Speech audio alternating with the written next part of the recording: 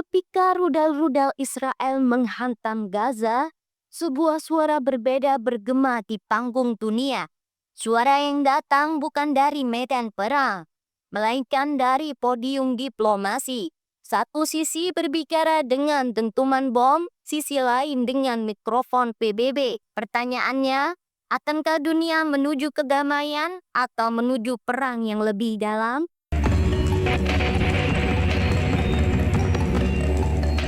Konflik Palestina dan Israel kembali memasuki babak paling tegang dalam sejarah modern.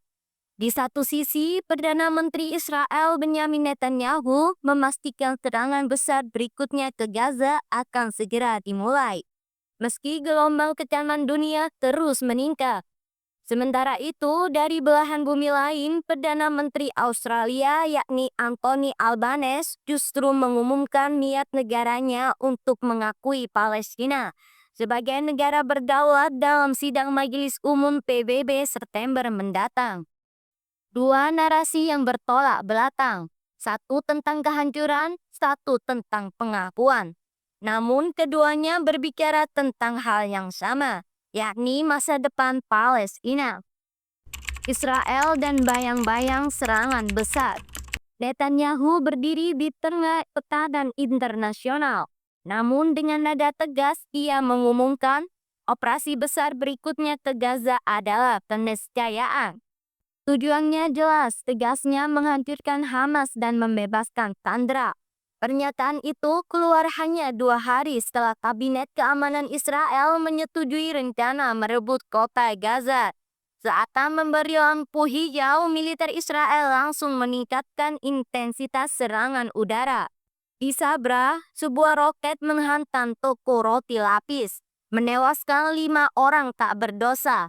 Tak jauh dari sana, di sekitar rumah sakit Syifa, rudal jatuh tepat di tenda jurnalis. Ledakan itu merenggut nyawa jurnalis Anas Asyarif Muhammad Tika. 3 jurnalis foto, seorang sopir dan seorang asisten. Israel menuduh Kika sebagai kepala sel Hamas yang menyamar sebagai wartawan. Klaim itu ditolak mentah-mentah oleh pelapor khusus PBB, Irenka. Dunia internasional pun diguncang. Apakah ini serangan militer atau pembungkaman terhadap kebebasan pers? Rencana Israel, sabuk keamanan atau pendudukan? Bukan hanya serangan udara, Netanyahu mengumumkan rencana jangka panjang, membangun zona aman di sekitar Gaza, memindahkan warga sipil sebelum operasi besar dimulai. Namun bagi rakyat Palestina, istilah zona aman terdengar pahit.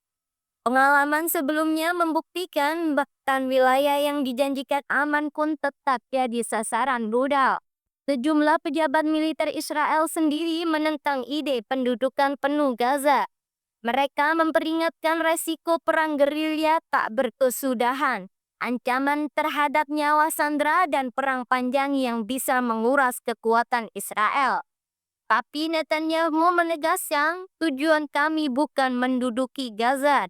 Tujuan kami adalah menciptakan sabuk keamanan di selatan Israel. Di balik kata-kata itu, dunia bertanya-tanya, apakah ini sekedar strategi defensif atau langkah awal menuju kontrol total atas Gaza? Deritan Gaza, krisis kemanusiaan yang memburuk. Sementara Netanyahu berbicara tentang strategi, Gaza sendiri berubah menjadi neraka.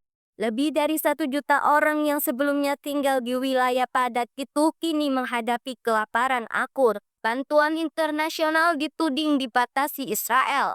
Israel membantah, menuding Hamas sebagai biang penderitaan rakyat.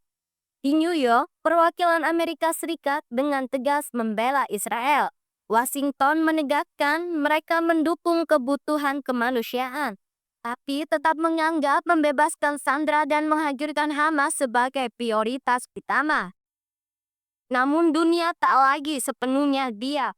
Dari Eropa, 5 negara secara terbuka mengecam rencana Netanyahu, menyebut operasi besar itu hanya akan memperburuk krisis kemanusiaan, menambah korban sipil dan membahayakan sandera. Suara berbeda dari Australia.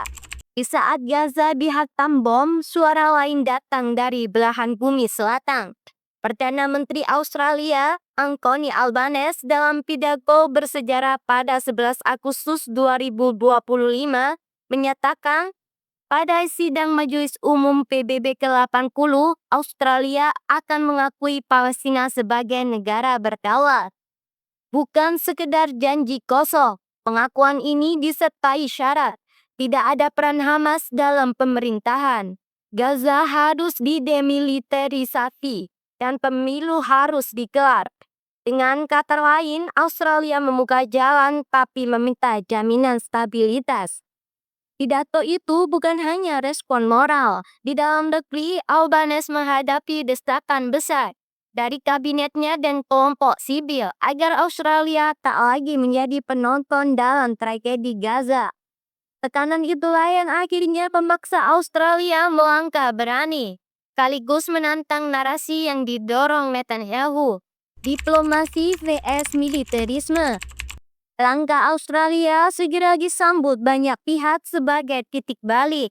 Australia kini sejalan dengan Perancis, Inggris, dan Kanada, yang lebih dulu memberi sinyal pengakuan serupa.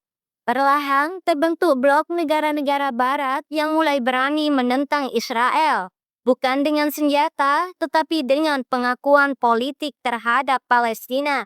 Perbedaan ini semakin jelas. Netanyahu berupaya membuktikan kekuatan Israel di lapangan tempur, sementara Albanese menggunakan jalur diplomasi di forum internasional. Pertarungan legitimasi pun tercipta. Satu pihak berusaha menegakkan klaimnya lewat rudal dan tank, pihak lain berusaha mengukuhkannya lewat suara mayoritas di PBB. Pertanyaan besar dunia.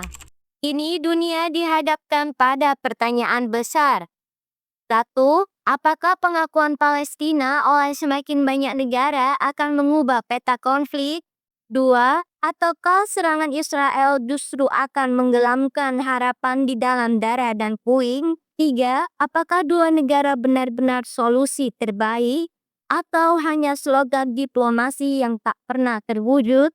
Sejarah selalu ditulis oleh mereka yang berani mengambil langkah. Netanyahu memilih langkah perang. Albanese memilih langkah diplomasi. Gaza kini berdiri di persimpangan.